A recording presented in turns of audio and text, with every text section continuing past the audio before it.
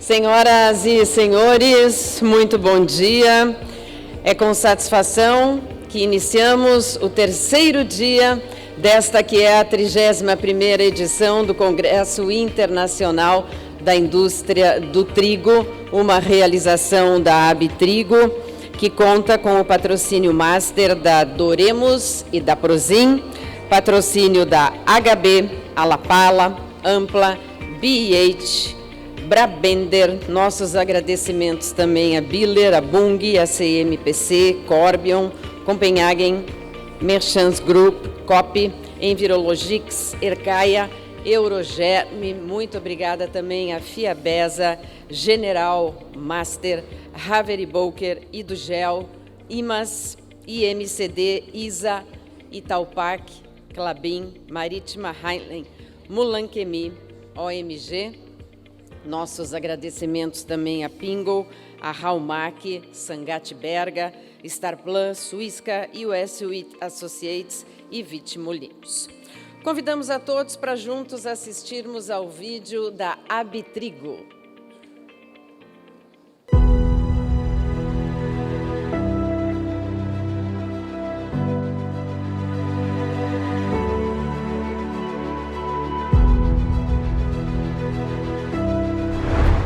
Ao redor do planeta, encontramos os mais diversos tipos de ingredientes e culinárias. Mas, certamente, o grão mais presente na vida das pessoas é o trigo, principalmente na forma de farinha e derivados. E entre o trigo e a farinha, existe uma grande indústria nacional de moagem, garantindo que a nutrição chegue com alta qualidade nas mesas de milhões de brasileiros. Um setor essencial para a segurança alimentar, mas que também fortalece a economia, gerando emprego e renda. Por trás de tudo isso está a Abitrigo, uma associação que impulsiona o desenvolvimento do setor moageiro brasileiro há mais de 3 décadas. Dentre seus associados, a Abitrigo reúne mais de 40 empresas, com 70 moinhos em todo o território nacional. Empresas modernas que produzem os mais altos padrões e representam 80% de toda a farinha de trigo produzida no Brasil. A Abitrigo fortalece todos os elos da cadeia produtiva, do campo à indústria e até o consumidor. Além dos moinhos, as empresas contribuintes da associação são parceiras com papéis estratégicos. Desde a modernização dos processos produtivos até a distribuição de insumos. É assim que a Abitrigo lidera o desenvolvimento sustentável da indústria do trigo. Com iniciativas de capacitação, estudo do mercado e das tendências. Com incentivo à inovação e às melhores práticas. Com projetos que beneficiam o ambiente de negócios e estimulam o consumo. Com parcerias estratégicas entre o setor público, privado e universidades. Com diálogo aberto junto ao governo em questões como regulações, políticas públicas e comércio internacional, garantindo uma voz unificada para o setor.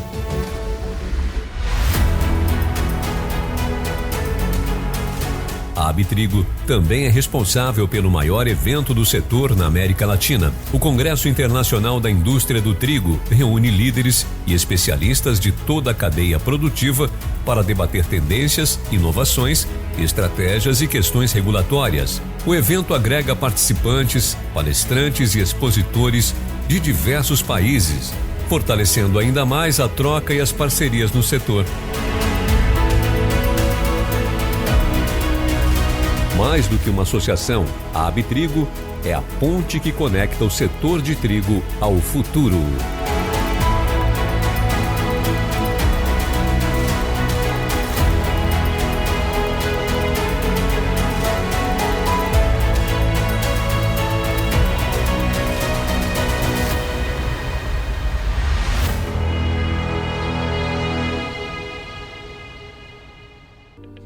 Pessoal, vocês vão ver que nas mesas nós temos cartões com QR Code. É para avaliação da experiência no Bourbon Cataratas, Avaliem dizendo que você está no Congresso da Abitrigo e vocês estarão concorrendo a um final de semana no resort para um casal, certo? Boa sorte. Só abrir a câmera, ativar o QR Code, dizer que estão na Abitrigo e concorrem a 2 diárias para casal aqui no resort. Mais um recadinho, lembramos sobre a troca das mochilas que anunciamos ontem. Por favor, pedimos novamente para que verifiquem nas suas mochilas do evento se encontraram um laptop da marca Samsung e podem deixar, por gentileza, na secretaria do evento. Muito obrigada. Pedimos que coloquem seus celulares no modo silencioso. Lembramos que as perguntas da plateia poderão ser feitas durante as apresentações através de formulário de perguntas que estão com as nossas recepcionistas e, caso haja tempo disponível, utilizando-se dos nossos microfones de sala.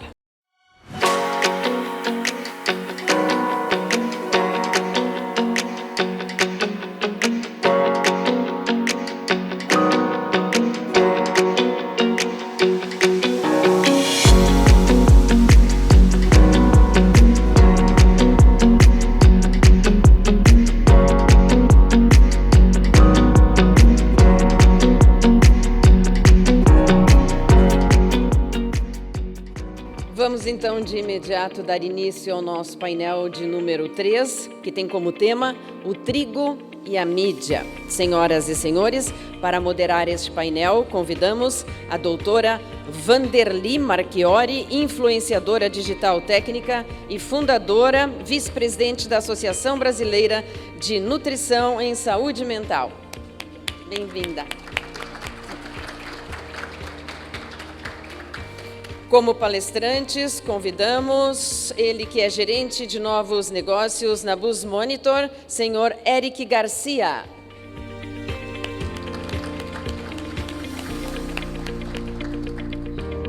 Conosco também o professor doutor Gilberto Igrejas, pesquisador e chefe da Unidade de Genômica Funcional e Proteômica da Universidade de Trás-os-Montes e Alto Douro, Portugal.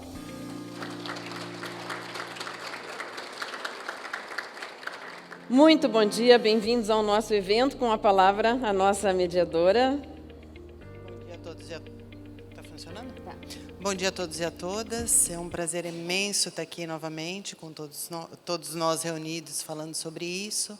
Eu gostaria de avisar que a Manami, que é a participante também da nossa mesa, ela foi impedida de vir porque por questões climáticas o avião não saiu. E ela não pôde chegar aqui para falar conosco. E aí nós decidimos ter mais tempo, não é, doutora Igrejas? E faremos a apresentação na sequência de Eric, Igrejas, e, por fim, eu faço a moderação e apresento alguns dados também. Então, uma boa mesa para todos nós. Eric, por favor. Olá, pessoal. Bom dia a todos. A mim... uma honra estar representando a Buzz Monitor, um pouco fora do cenário, digamos, né, do mercado moageiro, do mercado do trigo, mas a gente está esse ano com um projeto muito bacana junto à Abitrigo e vamos trazer alguns resultados, né, do mercado, principalmente entendendo redes sociais, entendendo como o público brasileiro hoje se comporta, se comunica e se expressa dentro das redes sociais quando fala a respeito do assunto do trigo, mas principalmente também quando fala a respeito do glúten. É algo que, de tempos em tempos, sempre tem algum vilão da dieta. Ora é o ovo, ora é o chocolate, ora é o vinho, ora é a carne. E um vilão que hoje, né, está ali, muitos influenciadores, muita gente batendo, é o glúten, e isso acaba interferindo diretamente no setor. Então, a Abitrigo, utilizando a Buzz Monitor, fez esse estudo e a gente vai mostrar alguns dados aí interessantes para vocês. Acredito que possa contribuir, né, para entender um pouquinho melhor desse mercado. Tá? Para a apresentação de hoje, né, eu vou seguir esse sumário, então trazer primeiro um overview, né, desse mercado de redes sociais, explicar um pouco da pesquisa que foi realizada pela Abitrigo utilizando a ferramenta e depois trazer os resultados ali, né, do que foi levantado dentro desse estudo. Tá? Gente, a Buzz Monitor, contextualizando um pouco para vocês, hoje a gente é uma plataforma de inteligência de marketing, de análise de mercado, principalmente para as redes sociais. Então, somos uma plataforma nacional, hoje batemos de frente com as grandes plataformas, grandes players hoje internacionais.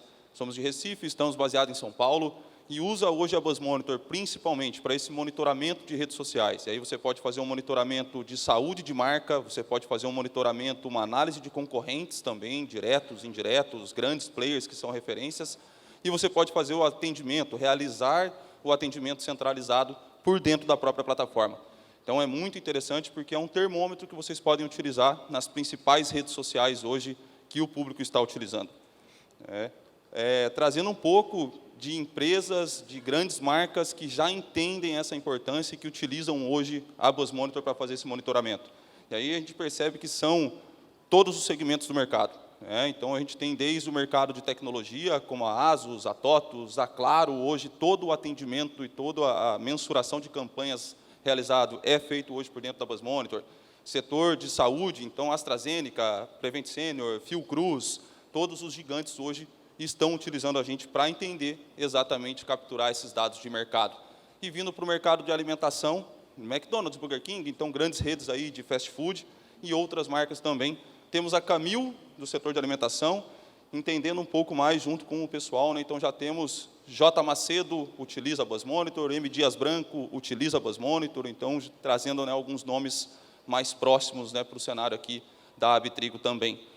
Então, hoje, gente, por que é importante a gente dar um olhar estratégico e a gente ter um olhar pensando em corporações para as redes sociais? Já foram o tempo que as redes sociais eram uma brincadeira, era coisa da foto, do prato de comida, do cachorro, do filho, da dancinha do TikTok, e hoje o público é enorme. Então, essa é uma pesquisa feita em janeiro desse ano, trazendo dados exclusivamente de Brasil. Então, nós temos mais de 144 milhões de usuários de redes sociais. Quando nós falamos isso, trazendo em relação à população brasileira, são 66% da população brasileira, e trazendo para maiores de 18 anos, que se identificam como maiores de 18 anos nas redes sociais, são mais de 78%. Então, a população está dentro das redes sociais. Ora usa mais, ora usa menos, mas estamos ali. E um dado que me chama muita atenção, diariamente, em média, as pessoas ficam 3 horas e 37 minutos utilizando essas redes sociais. Se a gente tem 8 horas de sono, sobra 16, 25% do tempo está nas redes sociais. Estão consumindo, estão produzindo, estão gerando inúmeros e inúmeros dados. Hoje, as empresas que mais ganham share de mercado, hoje as empresas que têm um valor de mercado grande são empresas de dados. Nós temos o Meta, nós temos o Google, então, trazendo, entendendo e apresentando esses dados. Então, o usuário da rede social comum, como nós, a gente está produzindo milhões e milhões de informação todo dia, toda hora, tudo que a gente gera, que a gente curte, tem um algoritmo, que ora é vilão, ora é o bonzinho, mas estão gerando esses dados e essas empresas lucram, essas empresas ganham, entregando esses dados para vocês. E a gente monitora, a gente entende, a gente trabalha todos esses dados com inteligência artificial, camadas e mais camadas de inteligência artificial. No painel de ontem foi super bem apresentado o quanto a inteligência artificial está dando esse laço para trazer entendimento a respeito desses dados. Então, fica difícil a gente monitorar, a gente entender o que está sendo falado, a gente entender sem ter uma ferramenta adequada e sem ter uma inteligência artificial adequada. Então, é como eu querer moer 144 milhões de toneladas de trigo sem um moedor correto, sem um equipamento correto, sem uma ensacadora correta. Então, a gente vem trazendo essa facilidade por dentro da BuzzMonitor. Trazendo outros números interessantes, não só do mercado de redes sociais no geral, mas do uso da inteligência artificial. Então, é o assunto do momento, principalmente a inteligência artificial generativa, para a gente produzir esses conteúdos. Quando a gente olha para essa década, o investimento realizado em inteligência artificial ele é gigantesco. Em 2020 era ínfimo, muito baixo. Ano passado, a gente já teve um investimento na casa de quase 200 bilhões de dólares, e para esse ano vai chegar ali em torno de 280 bilhões de dólares. E a gente pensando que 2023, 2024 ainda está na curva inicial dessa ascensão. Então, para o final da década, a gente vai ter ali um investimento trilionário em inteligência artificial. E isso, gente, traz muita vantagem competitiva. Hoje, todo mundo tem o e-mail, quando vai produzir o Gmail, ele já traz uma sugestão, né, de resposta, ele já traz uma sugestão para completar. Quando a gente vai mandar uma mensagem para alguém no LinkedIn, ele já traz aquela sugestão.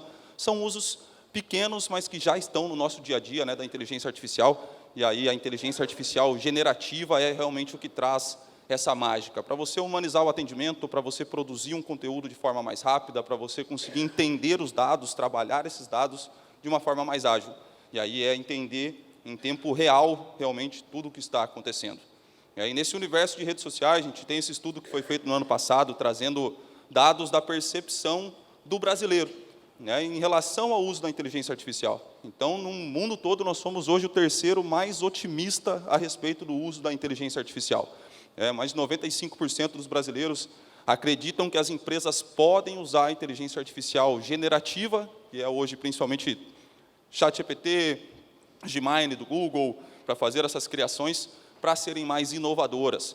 Hoje, constantemente está mudando, né? Eu brinco que no cenário de redes sociais é igual o Band News, em 20 minutos tudo pode mudar, então está acontecendo, está muito rápido, a gente tem que estar inovando, o pessoal já está consumindo muito, e sem a inteligência artificial a gente não consegue dar esse passo, acompanhar a velocidade de todas essas mudanças, né?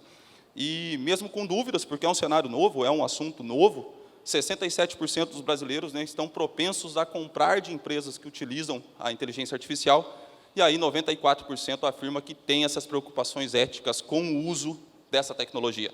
E aí vem um lado de fake news, vem as deepfakes, que são os vídeos das pessoas falando agora, né, dentro das campanhas políticas do primeiro turno, a gente teve muitos casos, em São Paulo, né, teve alguns casos lamentáveis, né, utilizando essas deepfakes também.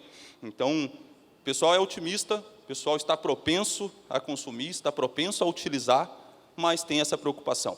E a Buzz Monitor, a gente tem um evento volante o ano todo, em várias cidades do Brasil, passamos por Belo Horizonte, Rio de Janeiro, São Paulo, Curitiba, Florianópolis, e no começo do ano, quando a gente perguntava, né, quem já utiliza redes sociais e quem já utiliza inteligência artificial? Em janeiro, em fevereiro, poucas pessoas levantavam a mão, e a gente foi vendo ao longo da evolução desse ano, no último que nós tivemos agora em Florianópolis e no Rio de Janeiro, a grande maioria do público levantava a mão quando eu já utilizo a inteligência artificial. Muita gente utiliza, trazendo para a vida pessoa física, digamos assim, a vida profissional, dentro das empresas, acabavam não utilizando porque tinha um pouco desse receio, né? O que pode acontecer, para onde que vai o meu dado, será que o pessoal vai aceitar bem? Mas já romperam essa barreira, então estão incorporando o uso da inteligência artificial. É muito importante, gente, para vocês darem esse passo, para vocês continuarem se inovando, e isso pode ser em qualquer frente dentro do mercado de vocês. Tá? Contextualizando, né, então, a Buzz Monitor, esse mercado de redes sociais, a importância da inteligência artificial, e a gente começou, né, em abril desse ano, a parceria junto com a Abitrigo, para fazer um estudo, principalmente de mercado, para entender a percepção do brasileiro a respeito do glúten. Então, como eu disse no começo, né, hoje tem esse terrorismo nutricional, acaba sendo o vilão do momento em relação à dieta, engorda, inflama, faz bem, faz mal, e fica um pouco complicado a gente entender com percepções, eu acho que sim, eu acho que não, quando eu vejo uma notícia, a notícia fala mal, quando eu vejo uma publicação de algum influenciador, está falando bem, outro está falando mal, e aqui a gente consegue trazer para dados. Então, a gente consegue computar dados, analisar e ter realmente uma impressão data-driven. Tá? Nós fizemos, inicialmente, a pesquisa do glúten, que é o que eu vou trazer os dados para vocês, e o pessoal está desenvolvendo já mais 2 pesquisas aí para trigo e para farinha de trigo. Tá?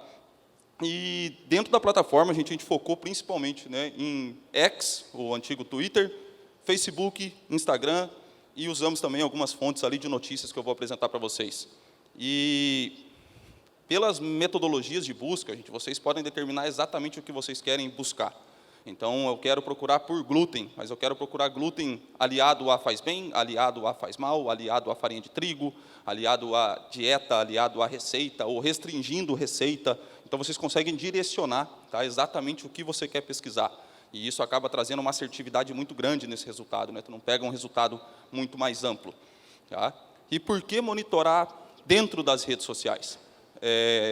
Domingo agora vai ter segundo turno, né, nas cidades que tem segundo turno, e a gente, né, é do tempo que tinha lá a pesquisa Ibope, e a gente esperava no jornal a cada 15, 20 dias para ver aquela pesquisa Ibope. Hoje tem várias pesquisas, né, mas a gente ficava refém de 10, 15 dias no escuro, digamos assim, para ver. E hoje, gente, as redes sociais é um raio-x de agora. Ela traz uma visão em tempo real. A gente teve muitos projetos de monitoramento político para entender o meu candidato, entender um concorrente e trazendo para o cenário corporativo, entender a minha marca, entender um concorrente, entender um outro grupo econômico. Então, a importância das redes sociais, grande parte da população brasileira está dentro da rede social, o pessoal passa 3 horas, como a gente viu, por dia dentro das redes sociais, e vocês conseguem ter o dado real time. Então, se a pessoa publicou agora, você consegue ter acesso àquela publicação. E aí, quando a gente pega um cenário de 50, 100, 200, 300 pessoas publicando, comentando isso diariamente, e outras pessoas interagindo com aquela publicação, isso consegue trazer um raio-x de mercado muito interessante, que só as redes sociais conseguem trazer para a gente. Então, foi, né, como eu disse ali, aquele tempo de ser uma brincadeira, ser algo mais pessoa, né, física dentro das redes sociais, e hoje várias corporações já entendem a importância das redes sociais para entender o mercado, para entender o comportamento do consumidor, para entender como eu devo me comunicar, como eu devo me posicionar. Então, se eu não entendo hoje o cenário, eu não sei onde eu estou, a gente sabe para onde a gente quer ir, eu não consigo me posicionar da maneira correta. Eu brinco que, fazendo esse monitoramento dentro das redes sociais, é igual como o Globo Repórter, né? Para quem é do Brasil vai pegar a referência. Então, é onde vivem, o que falam, o que comem, como se comportam, a gente consegue ter toda essa percepção. E a gente fez esse estudo, né, com toda essa metodologia, para entender. Predomina uma visão positiva do glúten, predomina uma visão negativa do glúten, como que a gente se comunica em relação a esse público, para tomar essa decisão mais assertiva. Então, se eu estou num achismo, gente, é quase pegando o gancho, né, da Vanderly em relação ao voo da Manami, é como eu voar no escuro, é como eu voar numa neblina. Então, a gente tira essa neblina e vai trazer dados muito interessantes para vocês, de mercado de 2024, recente, de como eu devo me inserir nessa comunicação. Tá? Trazer os resultados, principalmente do glúten, e isso a gente trouxe, né, fazendo uma análise até a última semana, então é bacana que são dados frescos, né, que a gente consegue trazer ali para vocês. Os termos mais citados, gente, quando o pessoal se refere a glúten, então a gente vê o pão, a gente vê a farinha, mas nós vemos outras restrições alimentares que o pessoal acaba englobando, né? Tudo farinha do mesmo saco. Vamos pegar um exemplo, né, aqui muito do ramo de vocês. Então, eu trago junto a lactose, eu trago junto o leite, eu trago junto o queijo, eu trago junto outras restrições que muitas vezes não estão aliados, né, mas por conta desse modismo, por conta de algumas dietas mais restritivas e que isso faz mal, faz mal, faz mal. Então, a gente vê que o glúten está muito aliado a essas outras restrições também, certo? E aqui, trazendo, né, a evolução mensal. A gente começou em abril, fomos ajustando a máquina de busca, fomos ajustando os resultados, direcionando um pouco mais essa campanha, e até na última semana, gente, são 23 mil posts capturados. Então, é uma base amostral gigantesca. A gente consegue entender realmente um comportamento desse público, entender esse comportamento do consumidor. Então, a gente consegue trazer um cenário mais amplo, com muito conteúdo, com muita base analisada. Tá? Trazer um pouco de cenário desse público. Então, quem fala a respeito do glúten, né, quem está postando, quem está se comunicando, majoritariamente são mulheres, né, é do sexo feminino, tem muitos produtores de conteúdo, muitas publicações do masculino também, e aí, trazendo um gancho da Vanderly, né, ela vai trazer um pouquinho depois, mas da população ali brasileira e da população mundial, né, que tem essa alergia, que é celíaca, predominante são mulheres, né, então a gente vê que está batendo, né, com pesquisas científicas e com essa pesquisa de mercado, quem está comentando mais a respeito do assunto. E aí, o onde vivem, né, que eu comentei, São Paulo, Rio de Janeiro, são aí os grandes players, mas a gente tem empresas aqui de norte a sul do país e de fora também. Então, nós temos desde Fortaleza, Manaus, Curitiba, Porto Alegre, mais para o sul. Então, em todos os lugares hoje do Brasil, tem gente comentando, tem gente produzindo, tem gente publicando, tem gente trazendo algo positivo, algo negativo, ou algum comentário neutro a respeito do trigo e a respeito do glúten. E esse é um dos gráficos mais importantes, gente, da análise. Era a percepção que nós temos que todo mundo bate no glúten, que todo mundo fala mal, que todo mundo, né, está trazendo o glúten como algo negativo. E foi surpreendente, porque não é aquele um terço, e a gente viu que muito é positivo. E aqui, trazendo um gancho, tá, muito especial para a equipe de marketing, né, da Abitrigo. temos a análise de inteligência artificial, mas foram repassados pelas meninas praticamente todas as publicações para ver é positivo, é negativo, é neutro, para contextualizar realmente esse dado e trazer um dado mais fidedigno para vocês. Então, a gente vê que 46% hoje de todas as publicações são positivas em relação ao glúten. Então, aquela percepção que a gente tinha quando eu comentei naquela neblina, né, que só estão falando mal, quando eu olho uma notícia, quando vem algo para mim, quando eu recebo uma publicação, quando alguém comenta, é negativo. Existe, né? É uma minoria, é um público hoje que traz essas publicações, mas acaba sendo pequeno, né, comparado aqui com o positivo e o neutro. Contextualizando para vocês, né, a sentimentalização, eu vou trazer alguns exemplos também. Então, positivo, glúten faz bem, glúten é aliado, mantenha o glúten na sua dieta. O negativo realmente é a pessoa que bate no glúten, que fala mal do glúten, que inflama, que causa doenças gerais. E o neutro, principalmente a classificação a respeito da doença celíaca. Então, está comentando da doença celíaca, está falando, né, dessa alergia ao glúten, da doença celíaca, mas não está falando mal do glúten. Então, a gente classificou como essa classificação neutra. E aí, trazer alguns exemplos, né, dessas publicações para vocês. Então, pesquisa mostra que alimentos, né, e grãos com glúten, maior prevalência de problemas neurológicos, psiquiátricos, principalmente esquizofrenia. Então, está diretamente atacando, trazendo, né, glúten e problemas de saúde, problemas ali com esquizofrenia. É um outro exemplo que glúten e leite de origem animal são inflamatórios e agressivos para o seu intestino. E aí, desculpa, né, gente, mas leite é animal, né? Aveia não dá leite, né? Amêndoa não dá leite. Eu sei que tem todos esses leites, tem o pessoal que tem a restrição à lactose e tudo mais, porém, está atacando. E aí entra naquilo como a gente viu na nuvem de palavras, né? Então, quem ataca o glúten, acaba atacando também. Quem comenta a respeito, né, de glúten, acaba trazendo também outras restrições e outros pontos ali dessas dietas mais restritivas também. E aqui, né, mais uma publicação, então, que o câncer de colo retal e o glúten inflamam o intestino, assim como a lactose, mais uma vez trazendo, né, e não tendo problema ali em relação à alimentação com a carne vermelha. Então, sim, gente, é a realidade, tem gente falando mal, tem gente atacando, tem N publicações, né, trazendo ali a respeito do glúten.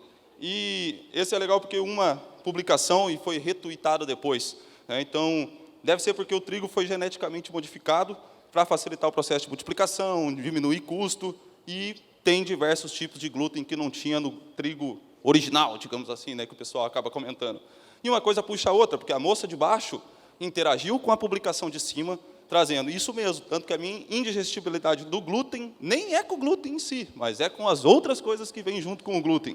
Então, a gente vê que vai propagando essa mensagem errada, vai propagando essa desinformação, né? Então, a pessoa fala, a outra replica, e a outra vai replicando, e acaba trazendo ali muita informação nada a ver, né? A respeito de publicações neutras, então, é a doença celíaca, como eu comentei, então, aqui o caso da Luísa, então, trazendo, né, os desafios enfrentados, principalmente por uma criança, né, que tem essa restrição. E aí, gente, não pode comer, temos esse problema, existe hoje, é uma minoria na população mundial, é uma minoria na população brasileira, e tem essa publicação. Então, existem, né, quem ataca o glúten diretamente, como restrição dessa alimentação, os neutros, né, que são as pessoas ali que não podem realmente comer. E o lado positivo. Então, muita gente hoje trazendo, comentando o lado positivo a respeito do glúten, né? Então, tem o profissional que é o vilão da história da humanidade, tem o profissional que entende que faz bem, então, hoje, né, entendendo o próprio mercado nutricional, né, comentando a respeito disso, o outro, né, comentando que como é que uma pessoa fala que o pão, né, vem e inflama o corpo, então, defendendo essa alimentação. E essa foi a publicação, gente, mais curtida de todo o estudo, né? Mais de 40 mil curtidas, e um dado que me chama muita atenção, foram mais de 800 mil visualizações. Então, entendam o poder que isso tem de replicação, né? A gente atende ali, de 25 de junho, então, se a gente esperar mais um mês e meio, provavelmente vai chegar a 1 milhão, né? E traz naquele ponto de que não é sobre saúde, na maioria das vezes, né? Então, a pessoa restringe o glúten, restringe a lactose, não se alimenta, mas faz um procedimento estético que é extremamente agressivo para o corpo. Então, essa publicação a gente trouxe como esse exemplo extremamente positivo, né? Mais uma nutricionista trazendo para o público, né? Então, o glúten engorda, o glúten faz mal, então ela trazendo, né? E realmente faz mal para quem tem a doença celíaca, para quem não pode comer. Então, tem hoje profissionais, tem hoje produtores de conteúdo, influenciadores, trazendo a importância. E aqui, gente, trazendo um gancho, né, hoje para o mercado, que é o que a gente chama do clickbait, né, que é caçador do clique. E muitas vezes a gente vem dentro de posts e dentro de notícias as headlines.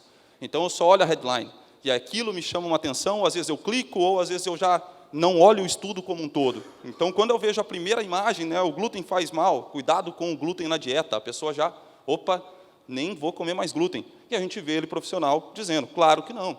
Então, o glúten é importante para a nossa saúde e ele deve ser evitado apenas porque tem a restrição, porque tem essa doença celíaca.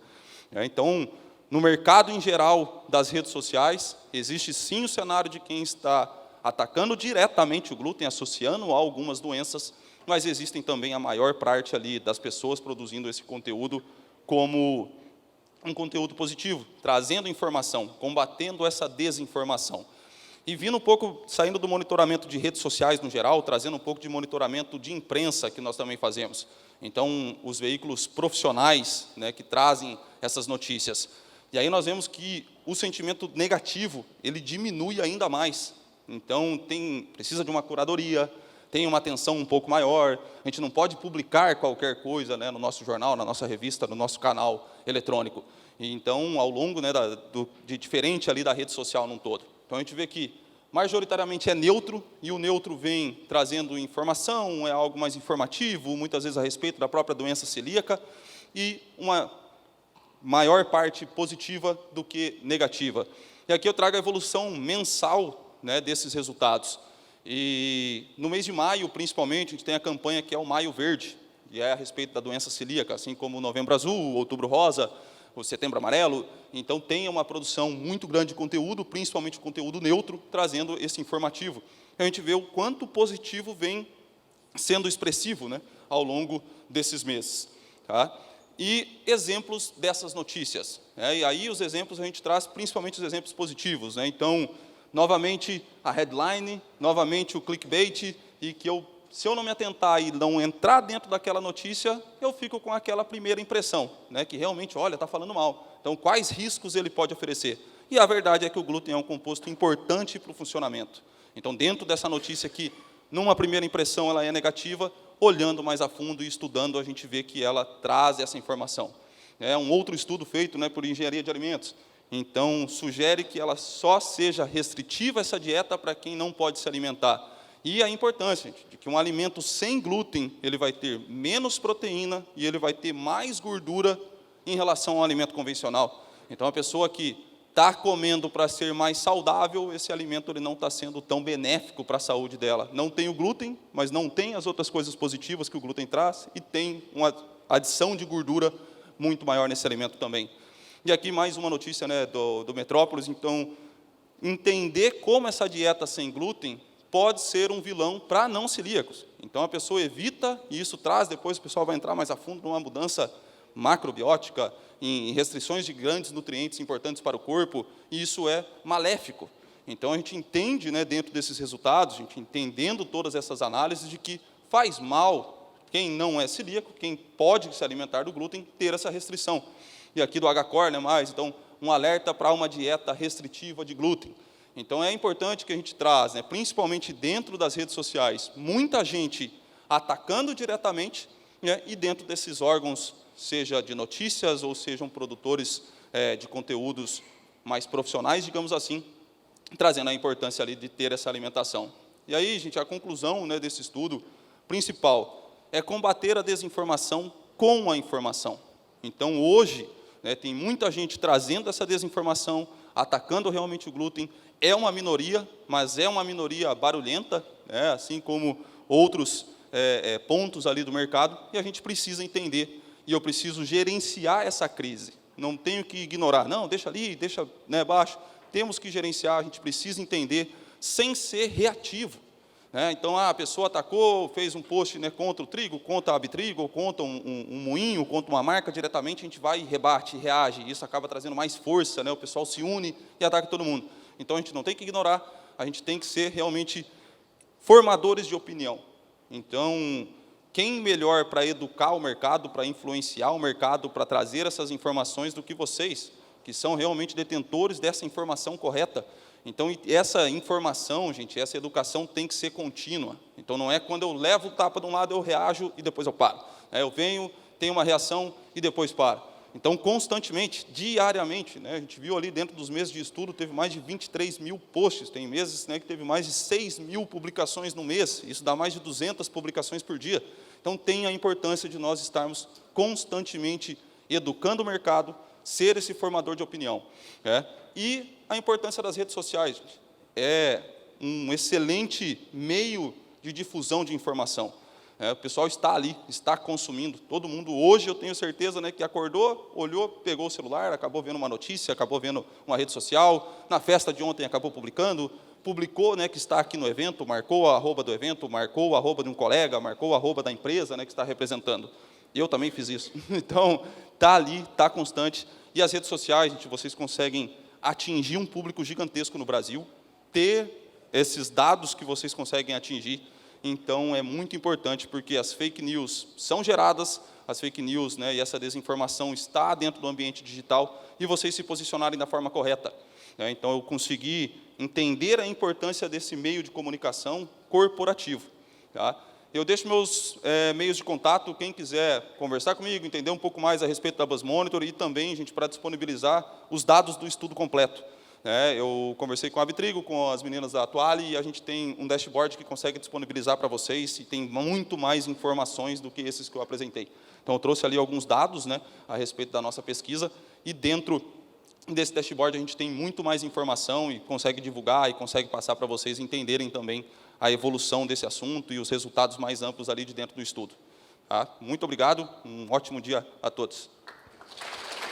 Muito obrigada, Eric. Depois de uma apresentação tão inspiradora, nós vamos deixar todas as perguntas para o final das 3 apresentações, e aí eu chamo o doutor Igrejas para fazer a sua fala. Muito obrigada.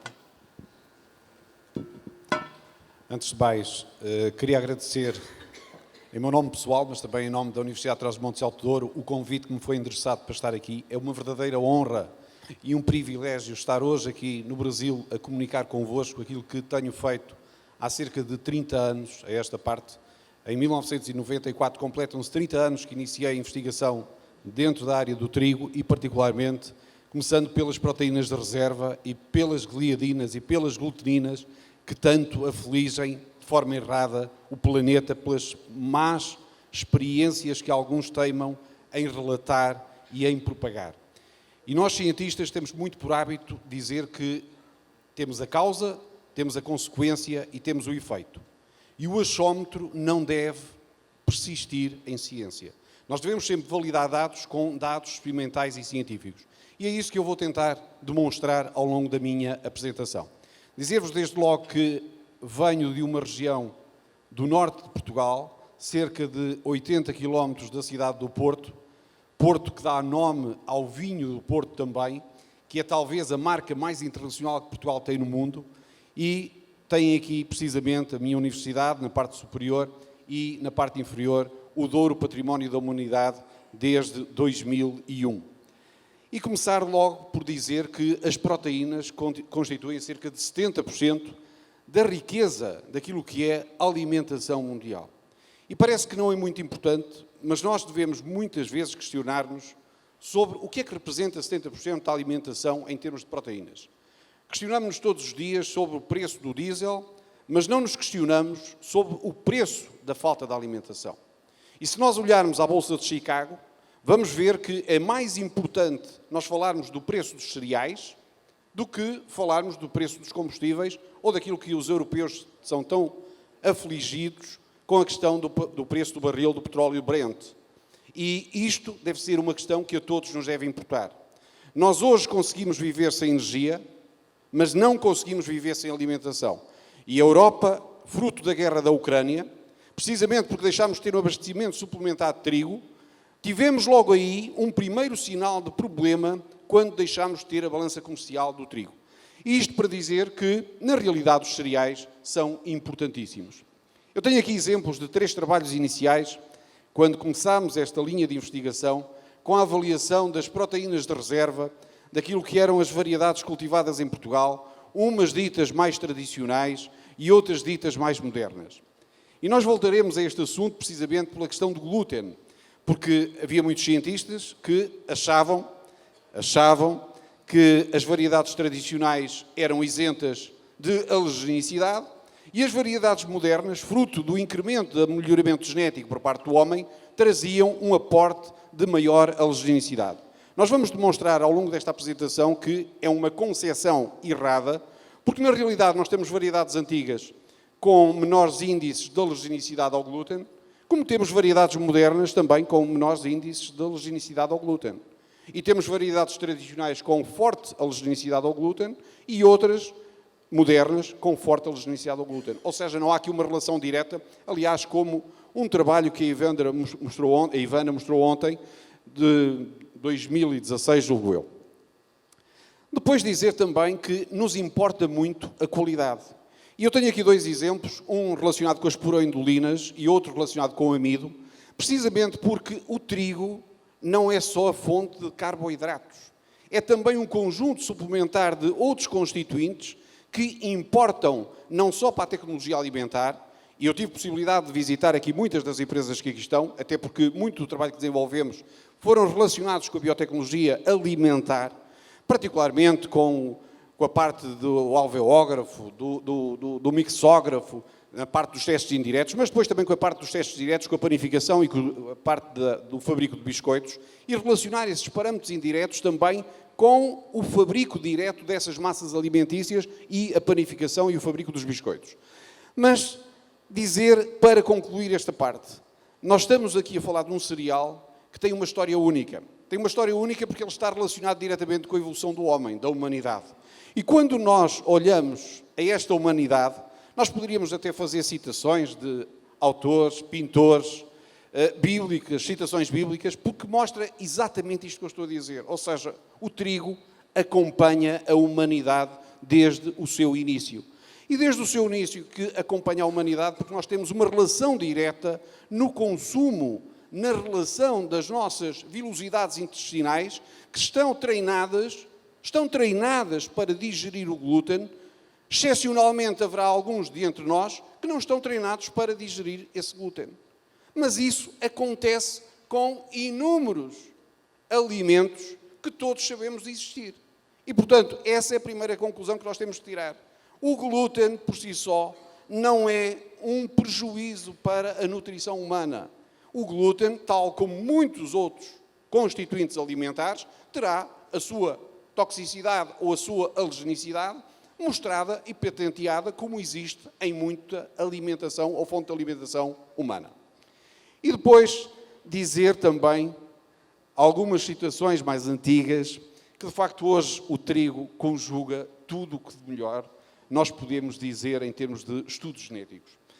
À parte do trigo, eu diria que há uma outra espécie que me encanta do ponto de vista da genética molecular, que são as camélias. Mas hoje, como estamos para falar de trigo, vamos então continuar a falar de trigo. E olhando aqui para os 10.000 anos de sucesso do melhoramento genético, nós fizemos progressos imensos. Eu ontem tive a possibilidade de escutar aqui alguns dos progressos que foram narrados pelo nosso colega da Argentina em termos de rendimento, de produtividade por hectare. É fantástico aquilo que nós conseguimos fazer. Nós hoje alimentamos muito mais população e melhor alimento. E isso não é possível sem melhoramento genético. Nós hoje não devemos fazer tabu aos organismos geneticamente modificados. Devemos sim fazer uma contextualização, uma monitorização, mas não devemos, como cientistas, vetar a existência de alimentos geneticamente modificados. Até porque a FAO é favorável aos organismos geneticamente modificados. Devemos sim ter uma avaliação premente daquilo que os organismos geneticamente modificados podem aportar de benefício e de prejuízo. E essa balança tem que ser equacionada a cada instante. E, por exemplo, quando nós olhamos para o trigo hexaploide, nós estamos a falar de uma planta que tem 42 cromossomas, e vejam bem, tem 5 vezes o tamanho do genoma humano. Nós que nos achamos uma espécie tão superior, e temos aqui uma planta que tem um genoma com 5 vezes o tamanho do genoma humano. Uma coisa fantástica em termos de evolução, com 42 cromossomas, por analogia aos 28 cromossomas do trigo duro, que é utilizado para a produção das massas alimentícias. Já não é esta a vertente do trigo hexaploide. Mas, olhando para o conjunto das proteínas que nos interessam agora debater, nós temos aqui o conjunto das proteínas, nós chamamos monoméricas ou gliadinas, e temos aqui as proteínas poliméricas, que são chamadas de gluterinas. Eu aqui não estou a dar nenhuma novidade aos senhores, porque vocês sabem que as massas têm que ter uma elasticidade, mas têm que ter tenacidade. E, portanto, é deste jogo, destas proteínas, das alfa, beta, gama e ômega gliadinas, mais as proteínas de alto peso molecular, as gluterinas, que nós vamos ter massas alimentícias que vão, no fundo, relacionar essa elasticidade com essa tenacidade que é necessária para a panificação. E é deste balanço que nós estamos a tratar. Portanto, se nós quiséssemos ter um pão completamente ausente de gliadinas, seria, nós retirarmos aquela primeira classe das proteínas monoméricas, e há trabalhos que já foram precisamente desenvolvidos no sentido de eliminar as gliadinas de variedades de trigo, o que nós estamos a retirar é uma boa parte da elasticidade das massas, o que, do ponto de vista industrial, vai tornar muito difícil a panificação. E, portanto, nós temos que ter muito presente este balanço entre aquilo que são as gliadinas e aquilo que são as proteínas, as gluterinas, perdão. E este foi o primeiro trabalho que nós fizemos, precisamente para mostrar aquilo que foi 100 anos de evolução propriamente dita ao nível da genética. E estes 100 anos permitiram ver que nós melhoramos drasticamente, não só na qualidade, não só no rendimento da produção por hectare, mas também em micronutrientes, que hoje nós sabemos que são cada vez mais essenciais para a população humana, e muitos deles relacionados com debilidades genéticas e malformações genéticas até que ocorrem ao nível dos fetos quando são detectadas precocemente. E, portanto, temos aqui, desde logo, uma grande importância também nos benefícios para a própria saúde. E tentando sintetizar e olhando para as 3 categorias, onde nós temos elementos que são macro e elementos que são micro, e perdoem-me agora eu ter a apresentação em inglês, mas eu tinha pensado que haveria mais audiência em inglês, eu tentei ser mais simplista nessa apresentação, mas eu, de qualquer maneira, eu vou falando em português e os senhores e os castelhanos, os espanhóis, vão tentando seguir aquilo que eu vou dizendo. Mas vendo, nós temos aqui a parte do endosperma, temos aqui a parte dos farelos e temos aqui a parte do embrião.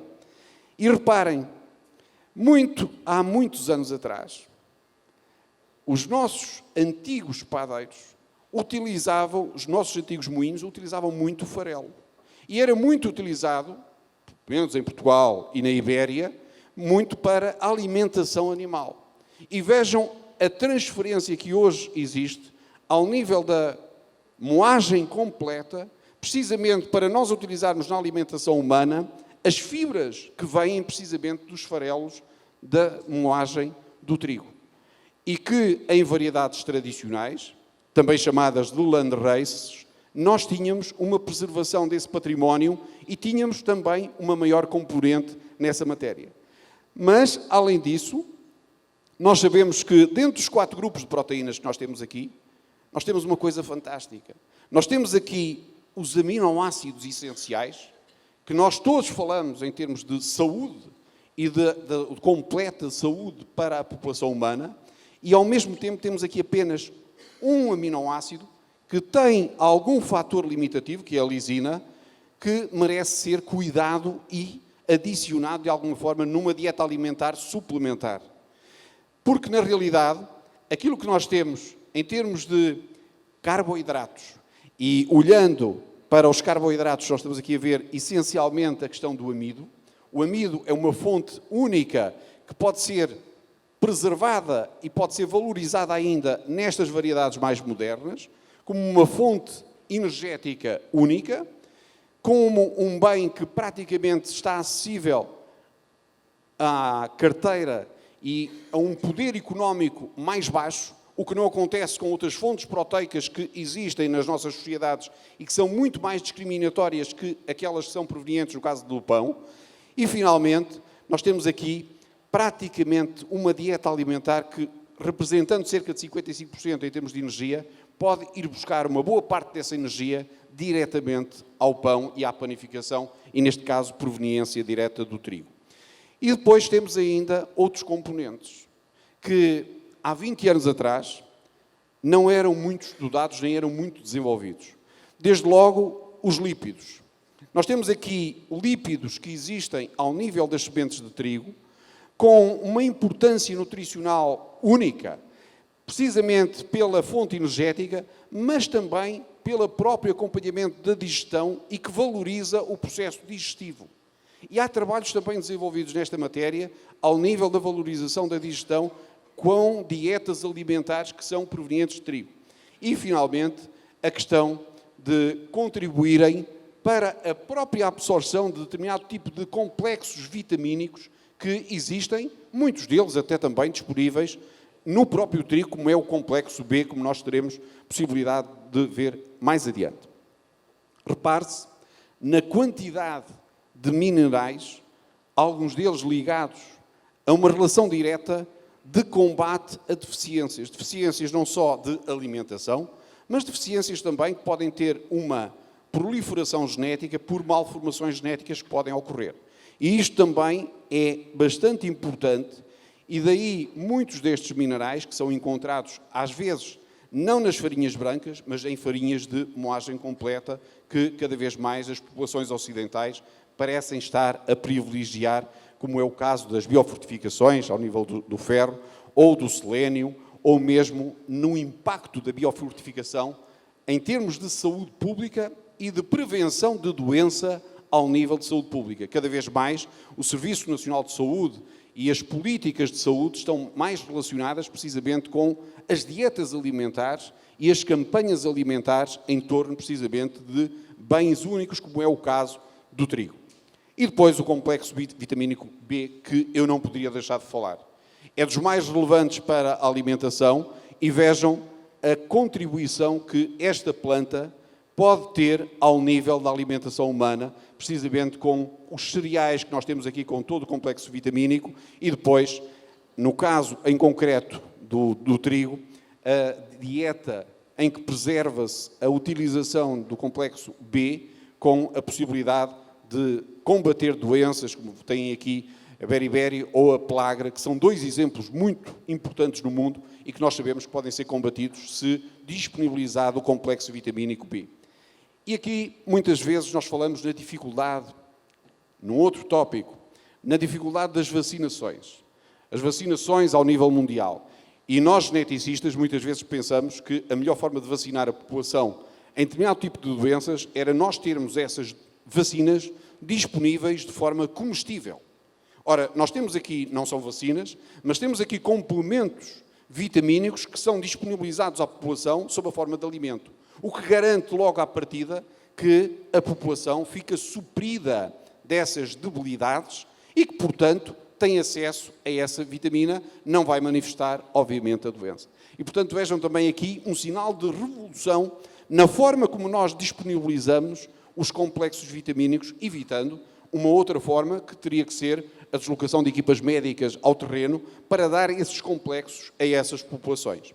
Poderíamos continuar por aqui adiante a falar de muitas mais coisas, como eram os complexos fitoquímicos, os fenólicos e cada vez mais as suas relações em termos de, num ácido ferúlico, por exemplo, com as funções vasculares, que hoje importam tanto a população mundial e que são a causa de milhares e milhares de mortes que nós temos, por exemplo, na Europa e que não estão a ser cuidadas devidamente porque nós não estamos a olhar na fonte inicial, que é a alimentação dessa população. Nós estamos uma população ocidental demasiadamente enobrecida com uma alimentação excessiva e temos populações do hemisfério sul que são subnutridas pela falta de alimento. Um desequilíbrio alimentar imenso ao nível do planeta, como os senhores bem sabem.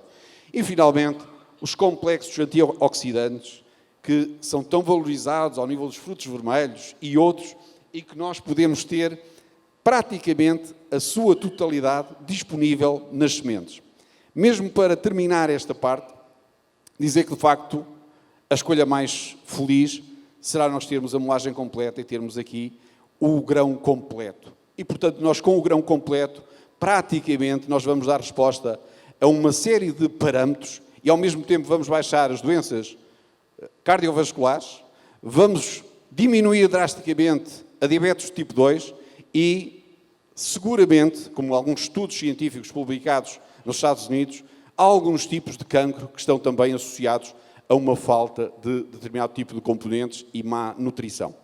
Portanto, quando nós olhamos às relações com as desordens alimentares que são provenientes do glúten, nós sabemos que elas existem. Nós não estamos a esconder que elas existem. Elas estão aqui todas sintetizadas, todas de uma forma global neste slide.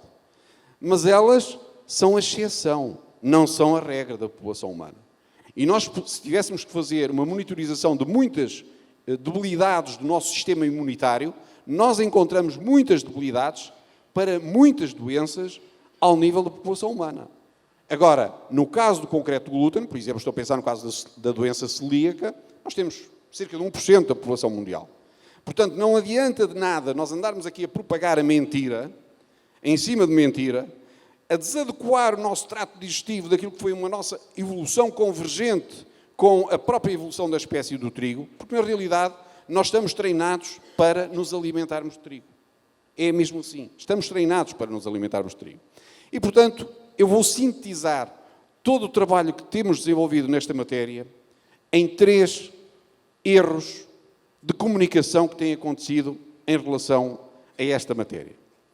O primeiro erro é a questão de dizerem que os produtos sem glúten são mais saudáveis. É errado e já vamos ver porque é que é errado. O segundo erro é nós dizermos que a ausência de glúten promove a perda de peso. É errado e já vamos mostrar que é errado. E a terceira conclusão é dizer que as variedades modernas têm mais glúten que as variedades tradicionais. É errado e nós vamos demonstrar também que é errado. Primeira conclusão. É errado porquê? Porque nós sabemos que há variedíssimos estudos que contradizem desde logo aquilo que as redes sociais têm propagado muito, designadamente o aumento energético, dormir melhor, pele mais saudável, a reumatite, todas essas coisas que na realidade estão demonstradas em populações que se alimentam com produtos com glúten e produtos sem glúten em que não há qualquer divergência em termos de análise. Ou seja, as evidências científicas colhem precisamente no sentido contrário daquilo que as publicações, as redes sociais, os alarmes sociais têm propagado. E, portanto, nós não devemos, por estes motivos, diminuir a carga daquilo que nós nos alimentamos na nossa balança nutricional diária. Em segundo lugar, a perda de peso. Eu estive quase para fotografar alguns pacotes, algumas embalagens de alguns produtos que eu vejo sem glúten, para lhes mostrar quanta gordura e quanto açúcar esses produtos sem glúten têm a mais que aqueles que têm glúten. Estive quase, mas depois pensei, posso ser processado pela Comissão Nacional de Proteção de Dados por estar a apresentar essas imagens e, portanto, resolvi algumas aqui no Brasil. Dei-me ao trabalho ontem de procurar algumas na internet e os valores são bem superiores àqueles que têm glúten. E, portanto, nada mais errado. Mas podíamos ir ainda muito mais adiante do ponto de vista científico, mas eu acho que para a nossa audiência isso não é importante. E depois, desenvolver métodos também de análise. Isso foi o que nós fizemos com este trabalho. Com este trabalho, nós fomos desenvolver métodos, precisamente, de estudar a imunogenicidade, ou seja, desenvolver métodos de acuidade que nos permitem saber qual é a quantidade de epítopos. Agora diz uma palavra muito complicada. Os epítopos tóxicos são as moléculas que nas gliadinas, naquelas proteínas, vão causar a reatividade com as vilosidades intestinais. E, portanto, este método que nós desenvolvemos permite-nos saber, dentro das variedades de trigo, qual é a quantidade de epítopos tóxicos, de moléculas tóxicas, que poderão ser reativas ou não. Mas isso só nos serve para nós moderarmos em termos de produção dessas variedades em detrimento de outras. Terceira conclusão errada. As variedades modernas não são mais reativas que as variedades tradicionais.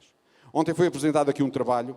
Nós tínhamos feito um trabalho preliminar a esse, foi o primeiro trabalho a nível mundial, que nós publicámos em 2016, é este trabalho que nós fizemos no meu grupo de investigação, em que nós mostramos que variedades que eram cultivadas no CIMIT, no México, variedades modernas na Europa, variedades australianas, em que se evidenciou que não há qualquer relação entre variedades modernas versus variedades tradicionais ou antigas e quantidade de glúten nessas variedades. Ou seja, nós, ao disponibilizarmos para a balança alimentar variedades modernas ou disponibilizarmos variedades antigas, nós podemos ter coisas completamente discrepantes, porque na realidade não há uma relação direta.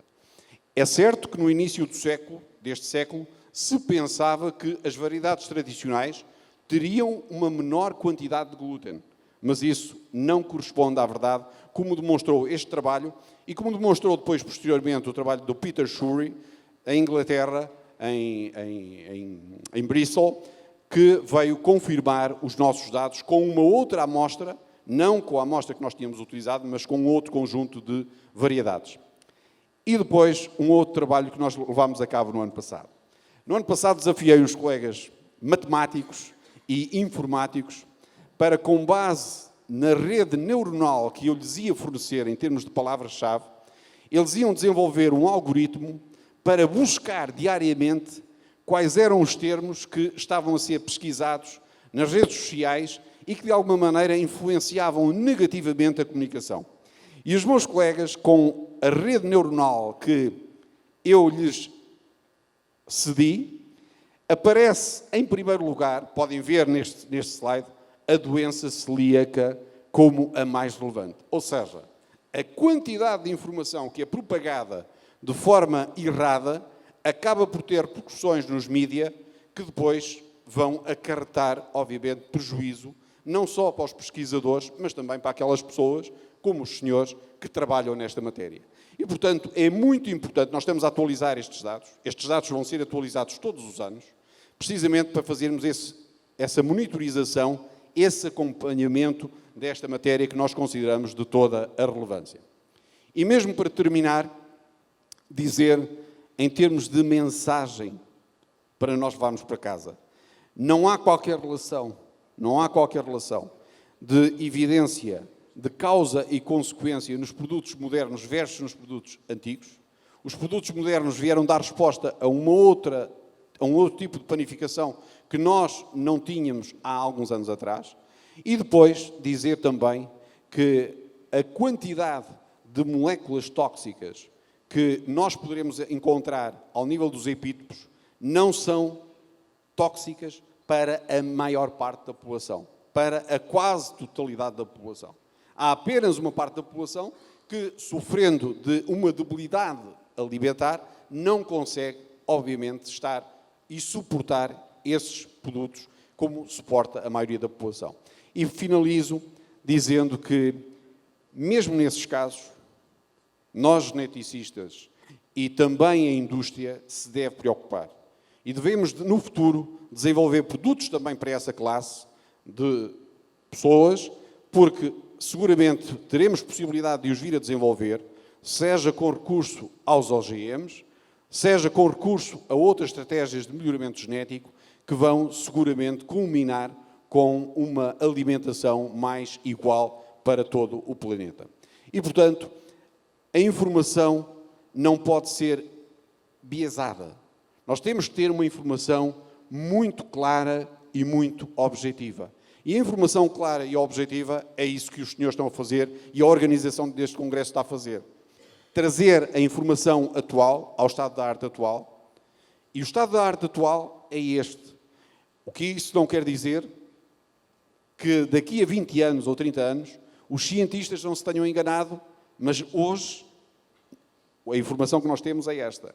Daqui a 30 anos poderá ser outra. Poderá ser outra, mas seguramente frutos dos avanços e das circunstâncias da própria ciência, que não é o caso atual que nós estamos hoje a trabalhar. Agradecer finalmente a toda a equipa, aos meus colegas do INRA de França, aos meus colegas de Espanha, aos meus colegas de Portugal, aos meus colegas da Austrália, aos meus colegas dos centros hospitalares que trabalharam as amostras de índole clínico, por todo o trabalho desenvolvido e, finalmente, ao Ministério da Agricultura e Pescas, por todas as cedências de material que fez e todos os intercâmbios internacionais que fez para a obtenção deste material. O meu muito obrigado à organização e foi um verdadeiro gosto estar aqui convosco e um privilégio e uma honra. Muito obrigado. Obrigada, Gilberto. Maravilhosa apresentação. E agora, depois de tudo isso já bem estruturado, né, eu acho que é muito bom a gente ter o conhecimento profundo do que o trigo faz na nossa saúde. E eu vou contextualizar, não vou contextualizar na realidade, eu vou refletir sobre as nossas fragilidades, os nossos pontos frágeis para a gente saber e poder decidir o que fazer a partir de agora, né? Nós já sabemos que o glúten é extremamente importante, nós já sabemos que os dados não são aqueles que talvez tenham o impacto que nós achávamos que tínhamos, né? Nós imaginávamos que o impacto era muito mais negativo e ele é muito mais neutro. Não conseguimos e não devemos ignorar a doença celíaca, mas ela não está sozinha, né? E eu acho que cada vez que nós temos um desafio como o nosso, que é combater o que estamos chamando dentro da nutrição como food fake news, né? Nós já tivemos até o ILSI, que é o International Life Science Institute, fazendo eventos específicos sobre isso, sobre as fake news de alimentação, né? Tanto quanto o glúten, mas embalagens mal comunicadas.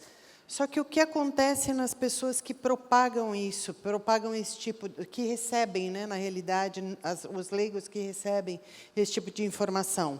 Muitas vezes eles se sentem mal. Muitas vezes o que acontece, eles têm um desconforto, e quando, né, essa amplificação aqui é exatamente para mostrar que aquela ali de cima é como o nosso intestino deveria estar, com essas vilosidades, e a de baixo é um intestino, hoje popularmente chamado de intestino inflamado, ou aquele intestino liso, sem as vilosidades. Qual a importância dessas criptas e desses vilos? É aqui que acontece a atividade enzimática que faz a digestão dos nutrientes. E não só do glúten, mas de todos os nossos alimentos. Então, nós temos a mastigação extremamente importante, a quebra mecânica, depois vai para o nosso estômago, que sofre a quebra química, e nessas vilosidades sofre as últimas reações antes de ser efetivamente digerido e absorvido. E quando falamos de doença celíaca, os dados mais recentes de quantificação, eles vêm deste reporte anual de uma associação referência. E o que nós temos ainda hoje, né? Eu digo ainda porque não é tanta novidade para quem trabalha com isso. A população mundial que tem a doença celíaca, que é uma doença que tem uma carga genética envolvida, ela perfaz 1% da população mundial. Na América do Sul, e olhando o cluster Brasil, é 0,8% da população.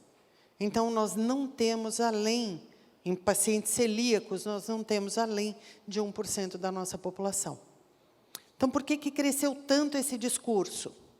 Talvez porque nós temos uma prevalência maior em mulheres, e as mulheres se comunicam mais, mas nós também temos as mulheres com as nossas fases hormonais, que também impactam naquela inflamação, ou naquele desajuste intestinal, e com isso vem exatamente o que as pessoas querem comunicar, que é, né, esse grito de socorro, que é: se você comer mais verdes, você vai ser mais saudável, e se você comer mais alimentos não verdes ou não de fontes vegetais, você será menos saudável.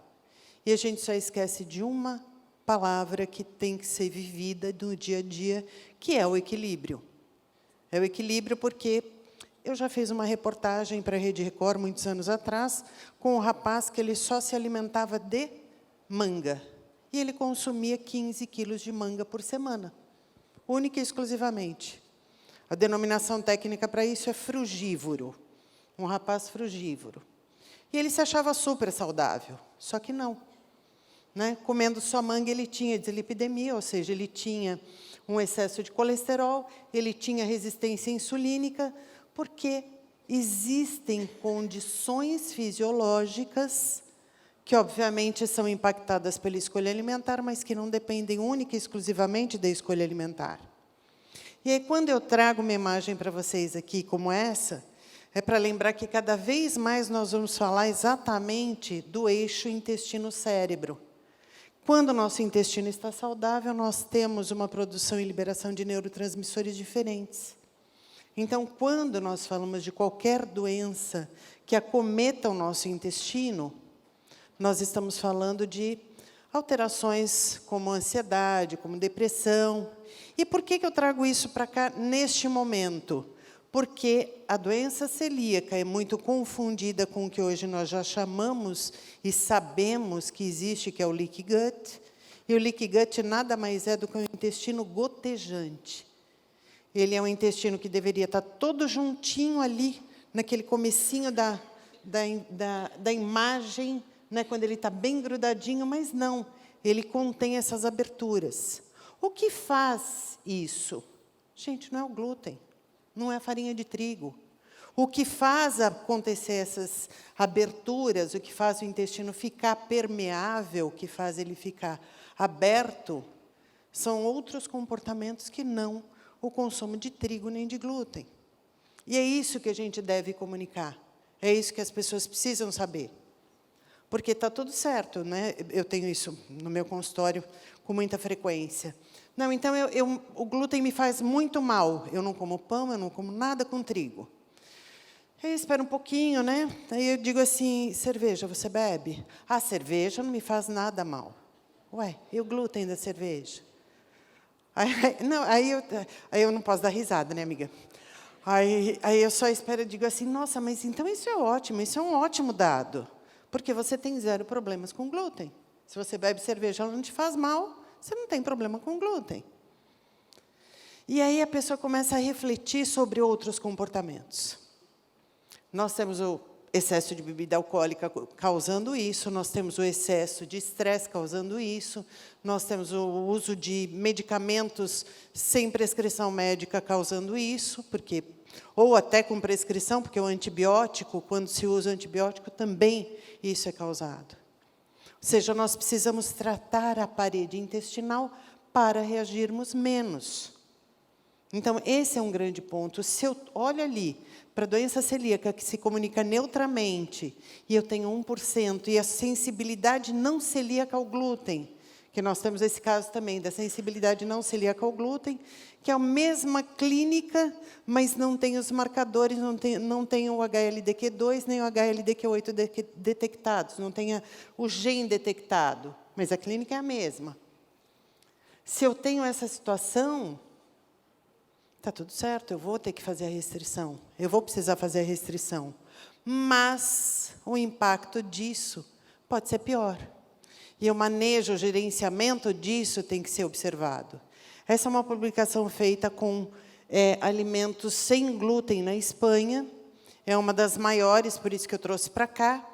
E o que eles analisaram? Eles analisaram o impacto no orçamento familiar, então os alimentos sem glúten, os processados, né? Pães, biscoitos, pizzas, o que é gostoso sem trigo. E o impacto disso é que, muitas vezes, o alimento custa 6 vezes mais do que o convencional. Então, são dois cenários. Para quem realmente precisa, é muito ruim, porque eu sou celíaca, eu vou pagar muito mais. E para quem para quem não precisa, está gastando muito mais, sem necessidade.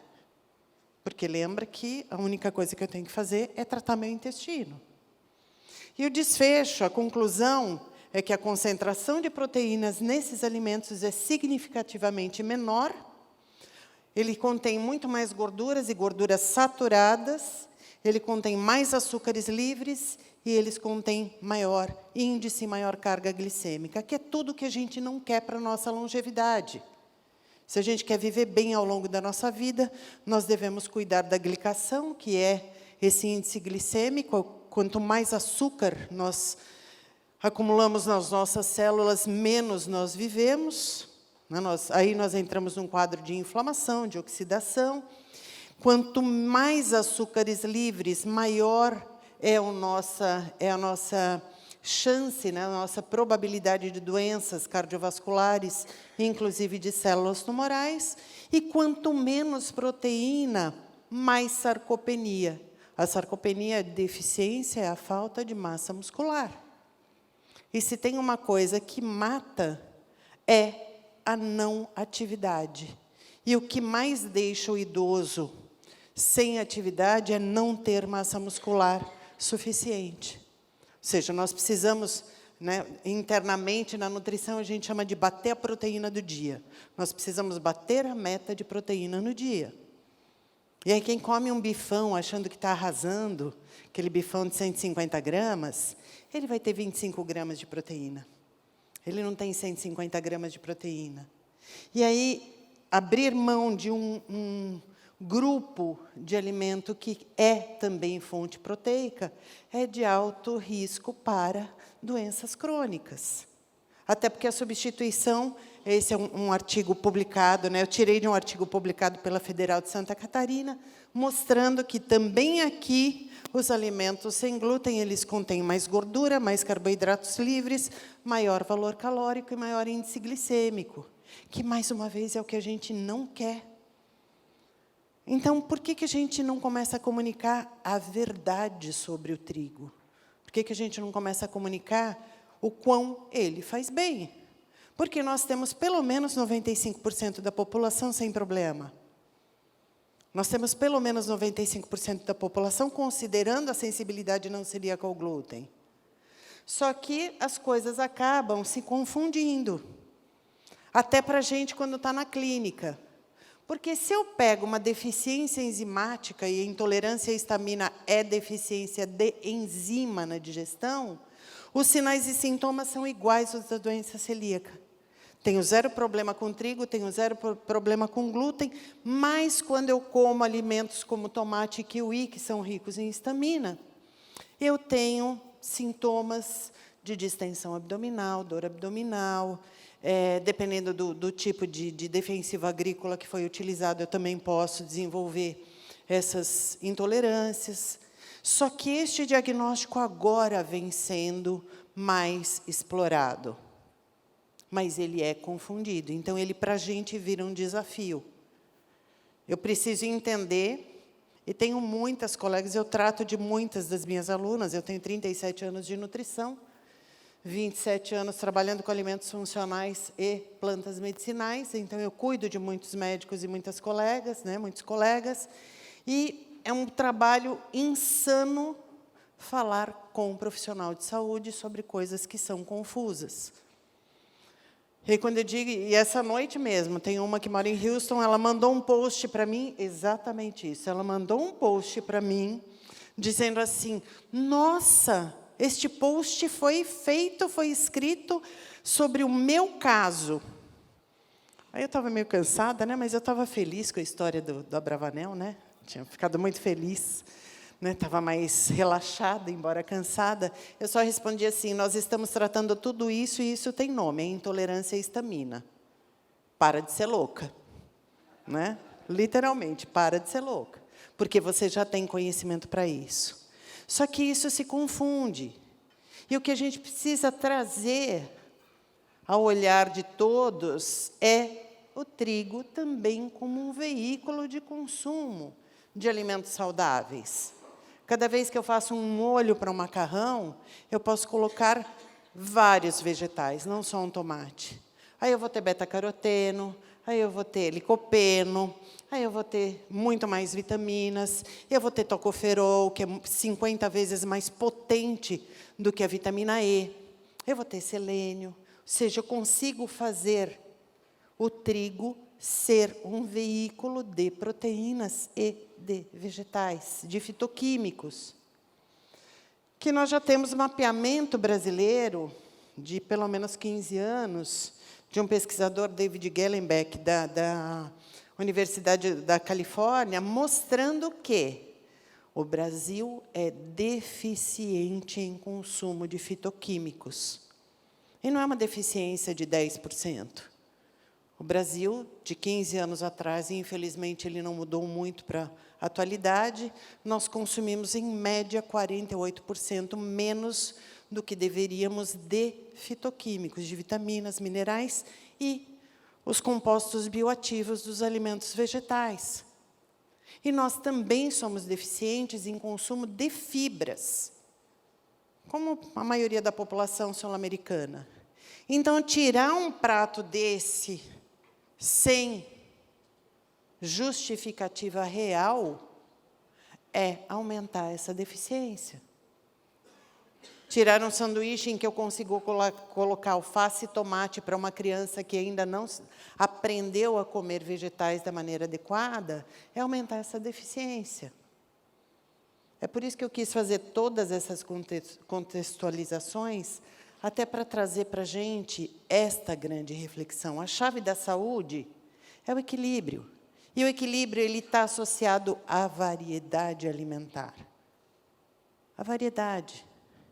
E nós temos um alimento que é de altíssimo potencial nutricional, é um dos alimentos mais acessíveis, mais democráticos para a população, e nós não podemos deixar que isso seja contaminado por um olhar enviesado de que as comunicações são todas negativas a respeito dele. Só que, no meu entendimento como profissional de saúde, o que a gente precisa fazer é comunicar para que as famílias consigam voltar a consumir os alimentos de forma variada, contendo tortas, macarrão, pizza, o que for, né, contendo trigo, sem culpa. E é óbvio que, quando eu chamo esse sem culpa, eu chamo para aquele percentual que eu não lembro exatamente, 60% que é de mulheres. 64% de mulheres que elas comem e elas vivem com culpa, porque elas estão olhando só um grupo, elas estão ali naquela bolha que está comunicando errado. A gente tem que inundar essa rede de comunicações assertivas e de comunicações reais. E eu me despeço com um convite a essa reflexão. A saúde é o conjunto de decisões que a gente toma ao longo do nosso dia e das nossas vidas, né? Então, esse é o primeiro ponto. Excluir carboidratos é prejudicial para qualquer patologia e para qualquer pessoa. Acabou de ser publicado um estudo mostrando que os esportistas que fizeram dieta low carb, esportista indo para esporte de elite, eles tiveram um desempenho extremamente inferior comparados a mesma pessoa com carboidrato e sem carboidrato no mesmo treino. Então, assim, isso não é bom para absolutamente ninguém. Ah, mas eu tenho síndrome do ovário policístico e me disseram que tirar carboidratos é importante. Não, cara pálida, tirar açúcar livre. É tirar aquela colher de açúcar que você coloca dentro do seu café. Para de culpar o pãozinho. Olha o todo. Vai procurar ajuda. É para isso que a gente tem que comunicar corretamente. Alimentos saudáveis são alimentos seguros e alimentos ricos em nutrientes. E aí eu tomei a liberdade de colocar duas fotos em momentos diferentes. A de baixo é um congresso de nutrição clínica integrativa internacional que nós temos no Brasil. E aqui eu estava falando para mais de 2.200 pessoas profissionais, só profissionais de saúde, médicos e nutricionistas, principalmente. Nós estávamos falando sobre as deficiências de consumo de fitoquímicos, que é um espaço importantíssimo para a gente comunicar. E em cima foi do nosso ex-projeto, né? Ex não, né? Porque ele é eterno, do Trigo é Saúde, quando eu fui convidada para ir para uma rádio falar exatamente sobre o poder e as características do trigo na alimentação. Então, eu deixo vocês com todas essas reflexões e convido a fazerem as suas perguntas pelo papelzinho que as meninas estão distribuindo. Muito obrigada. E obrigada a vocês dois. Muito obrigada por compartilharem tanto conhecimento conosco, foi muito bom. Eu peço que vocês venham à frente para fazer uma foto, por favor. Infelizmente, não vamos ter tempo para as perguntas. Mas ficamos à disposição. E ficam à disposição para responder. Sem problemas, podem entregar às nossas recepcionistas, que depois as perguntas serão direcionadas aos nossos painelistas. Informamos que vocês vão receber no e-mail que deixaram no momento da inscrição a nossa pesquisa de avaliação do evento e poderão, então, através dele, solicitar o certificado de participação do evento. A avaliação de vocês é sempre muito importante para a Abitrigo. Encerrado o painel, convidamos, em nome da Abitrigo, para um coffee break de 30 minutos e retornaremos com o painel de número 4, os canais de vendas dos derivados do trigo. Até já!